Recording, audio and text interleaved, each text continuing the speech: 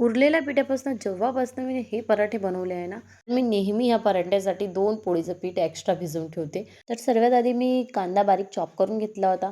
थोडंसं कॉरिएंडर पण बारीक चॉप केलं होतं. तर कांदा चॉप करता म्हणजे डोळ्यात भरपूर असं पाणी आलं होतं. खूप तिखट लागलं होतं. तर आपल्याला याच्यात टाकायला आलू भुजिया सेव घ्यायची आहे आणि त्याला पण थोडीशी अशी बारीक क्रश करायची आहे. तर आपल्याला मिरची, आलं, धने, जिरं आणि सोप टाकून त्याला बारीक कुटून घ्यायचं आहे आणि मग कढईमध्ये ते पेस्ट टाकायचा. त्यानंतर कांदा वरती जे जे स्पायसेस मी मेन्शन केले ते टाकून द्यायची. रेडी आहे आपली फिलिंग. आणि त्यानंतर आपल्या उरलेल्या पिठाचे मस्त असे गोळे बनवून आणि पीठ तुमचं कसं पण तुम्ही रेग्युलर जे भिजवता पोळीसाठी तेच घ्यायचं आहे. त्याच्यात छानपैकी असा उंडा घेऊन आणि आपल्याला पोळी लाटून घ्यायची आहे आणि तव्यावर दोन्ही साईडने याला भाजून घ्यायचे.